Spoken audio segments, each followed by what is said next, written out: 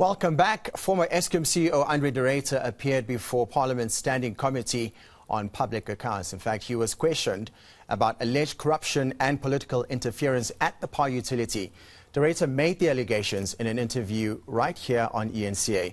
To unpack what he has said, I'm joined by political analyst Lukhanyo Vangqa, Corruption Watch Executive Director Karam Singh, and of course the Executive Director of the South African Energy Forum, Hlathi Madela. Gentlemen, welcome. Let's start right at the top. Why the peculiar backtracking that we witnessed this morning? Lukhanyo. Yes, good afternoon, William. I think Parliament, especially Scopa, dealt with a very recalcitrant witness today, a witness that was not willing to divulge any information, and whatever he was able to divulge was precious little to assist the committee to undertake its responsibility of oversight and also ensuring that public funds are used prudently and in line with the mandate to which they were divided for. So it's concerning that Mr. de Ruyter was not forthcoming in a platform like Parliament, in a platform like Scopa. The reasons that he gave for not being so forthcoming were, I think, vague. In some instances, he cited a fear of being litigated against, of being sued if he revealed people's names. He cited security concerns and safety concerns for himself. He said he didn't want to interfere with ongoing investigations. And I think a majority of those reasons, bar for the security concerns, would be said to be insufficient for him not to cooperate with Parliament. And I think Scopa is going to take the decision to summons him and force him at the penalty of contempt to answer direct questions that are posed to him at his next appearance. Let me pick up on that point, Lukhanyo, and bring Karam in. I mean, speaking of that incoherence, the fact that his life was allegedly under threat, could that be reason enough for what we saw unfold today? Yeah, I think so. I mean, I don't think that it's something that you can just easily dismiss. We know that allegedly there was an attempt on his life. We know that we're living in an environment increasingly where there is vulnerability for whistleblowers and other professionals who hold sensitive information. So I don't think we can just, completely dismiss his security concerns out of hand. I also think that we can't dismiss completely out of hand this idea that there are ongoing investigations and that if we are dealing with potentially criminally accused persons, that additional detailed revelations could have the potential to compromise those investigations. But then, Scopa needs to really press him on that. And Scopa does have other tools available. They can call the police before them. They could call Minister Gordhan now in front of them. They could also offer to take Mr. de Ruyter's testimony in camera. So there are other ways of getting around this. But one can understand some of the reluctance. I think the challenge that Mr. de Ruyter finds himself in is that he already made these revelations in the prior interview. And whether that was prudent for him to do that and then now backtrack now, I think does, raise questions around, his credibility. Hlathi, let me bring you in. I mean, Minister Pravin Gordhan has also been summoned to appear before Scopa. What do today's events mean for Gordhan's appearance before them?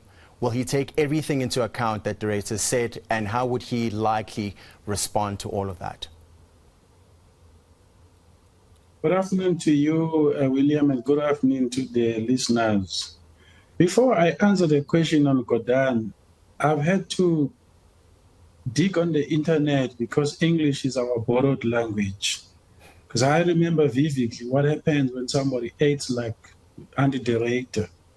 And I wasn't sure whether you call it you are being economical with the truth or you are being comical with the truth. But the expression says, you are being economical with the truth. And the definition of that says, it's somebody that is avoiding stating the true facts about the situation or lying about it.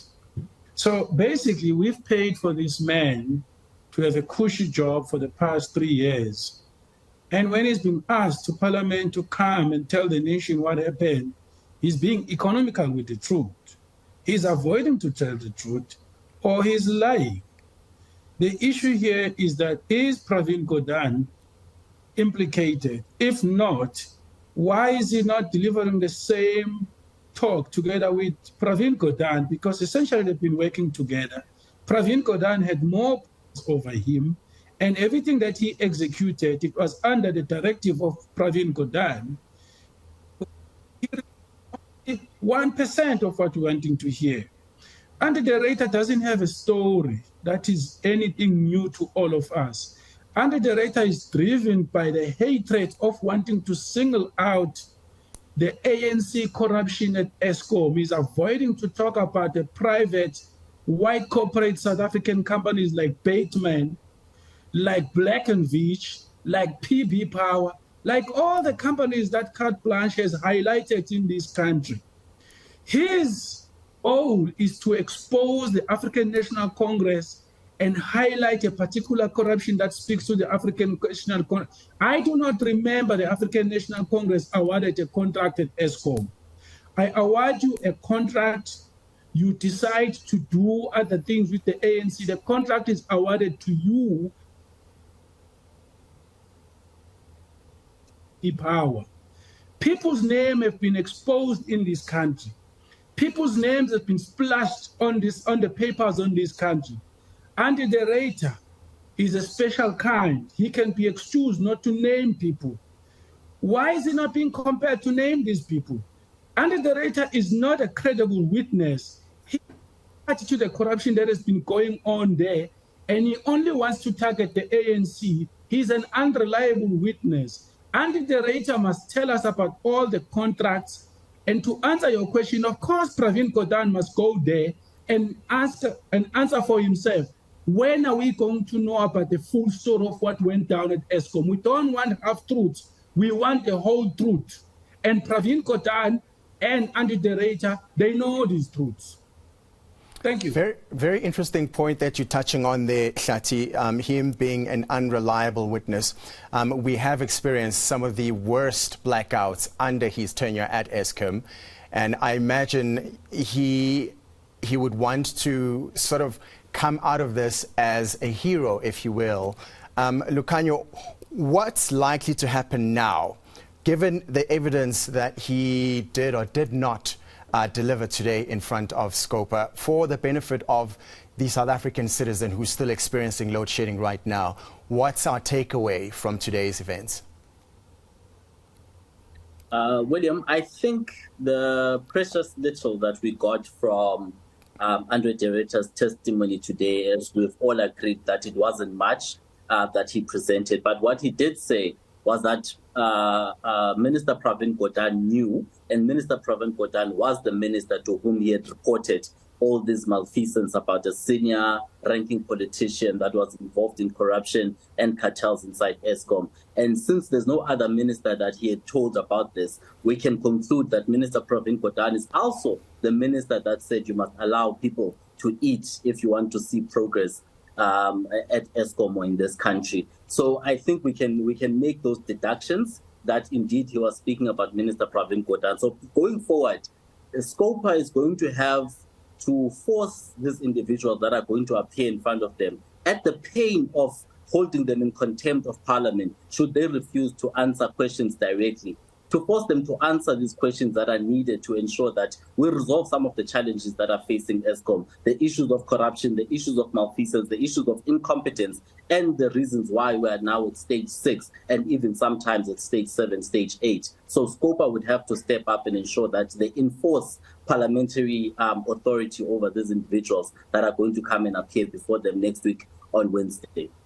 Karam, let me bring you in on that point that Lukhanyo is making. I mean, if there were any implications implicating Andre de Ruyter, what sort of charges could be laid against him by the South African public, if any, and how would that unfold? Just rephrase your question again. Charges that could be laid against de Ruyter for what exactly?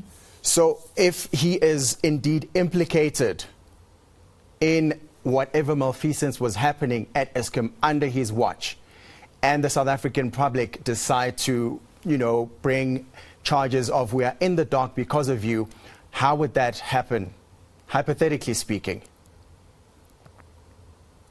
I think we're really entering into dangerous territory when we make these kinds of speculations. I would even disagree quite strongly with the previous speaker that we could even begin to speculate that Minister Gordhan himself is the implicated minister who made this statement. I mean, this has been something which has been the subject to a lot of tongues wagging. There's been a lot of speculation. And I think there have been other senior politicians whose names have been raised who've been linked to this. So those people must be now called before SCOPA. If need be, the appropriate law enforcement, including the SIU that are engaging in Eskom investigations, can be brought before SCOPA. And then SCOPA can satisfy itself as to where they must take this in terms of where the accountability lies. I think there might be a case that de Ruyter has to answer to. I think that the previous speaker made some good points, that there are other potentially implicated businesses along with the African National Congress. I didn't get a sense that de Ruyter himself had an axe to grind with the ANC. I think that those were questions that were coming from the floor that he was responding directly to. So, let SCOPA proceed with its oversight functions. And if SCOPA needs to compel Mr. de Ruyter to give that testimony, then they can use those powers available to them to do that. Hlathi, I imagine you want to add to that as well. Yeah, look, I wanted to add to the question. I wanted to answer this question. The charges that Andy de Ruyter has to answer to, one of them is that he illegally occupied that job. It also comes out again in Parliament today that Andy de Ruyter was never vetted. He never submitted the information for security clearance, yet he occupied that job for 3 years. It's like any of us are being hired without a reference check. Well, actually, you occupying a job of a national key institution like Eskom goes further than a reference check. You literally have to give all your information so that they can prove that you are not being planted to come and sabotage the country. So Andy de Ruyter avoided to supply that information for 3 years. When he was pressed in November last year, he decided to jump ship. And today in Parliament, he says, Mpho and the board, they started excluding him about the steam generator replacement in Quebec. They were right, because his attitude, kill everything that is baseload, and that comes with Eskom. The power station, the nuclear power station in Quebec, is one of the key power stations in this country to make sure that we have no load shedding. Of course, people like Mpho would have realized that this guy doesn't want anything that works for Eskom. So Andy de Ruyter has sabotaged Eskom on purpose. He has undercapacitated the power station managers. He has refused to fund anything that seeks to bring back the coal power station units that break down. Because of his attitude, he went there with a hidden agenda to promote the business of the independent power producers and to demonize everything that's got to do with coal and nuclear. While the other countries have been doing the opposite, UK, Germany, US, and the other countries who refuse to move away from coal. Andy de Ruyter has presided over 3 years of the total destruction of the coal power stations of Eskom because of his attitude. So this man must be charged because, first of all, he was never vetted and he has deliberately undercapacitated Eskom. Let's talk, Lukhanyo, and this will be my parting shot to you, gentlemen, this afternoon, about the alleged political interference. I mean, from your analysis, what is the depth of it?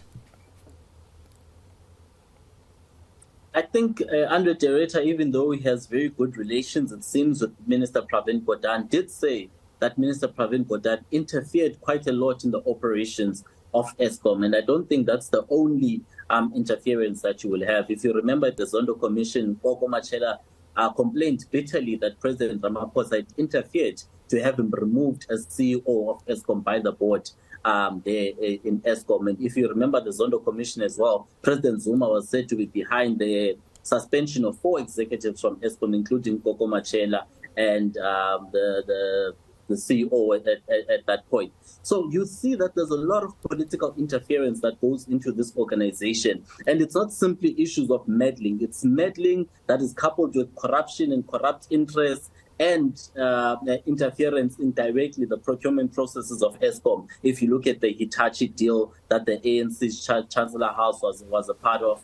So there's really concerns about what the responsibilities are of the executive authority vis-a-vis the board of Eskom and vis-a-vis the executive of Eskom. And unfortunately, that interface has not been properly outlined and managed properly using good governance principles. And one of the things that we must require from SCOPA and we must require from the oversight committees of Parliament is to ensure that there's a respect of that line of good governance and that interaction between these responsible parties, that is the executive authority together with the board and the executive of Eskom, and to ensure that there's competence all around in all of those structures is very much necessary, William, and it's something that we must press SCOPA on to ensure that it happens. Hlathi, let me come back to you before we wrap up. The political interference, I mean, at what level do you think it ran under the Ruyter? You asking me? Yes. Look, there's always been a political interference. I don't buy under the Ruyter's story that political interference became a major factor because he was there. He himself, he speaks about contracts of Medupi and Musile, Hitachi. These things happened a long time ago before he was there. Under the Ruyter just didn't know what he was doing, and he didn't even qualify for the job. So we all worry about the political interference. It happens at every level. But good men and women who had an interest to run Eskom, who left Eskom with a surplus capacity prior to that famous day of 2018, when the people who got Eskom to work, because they were objecting to these technologies that are jeopardizing Eskom.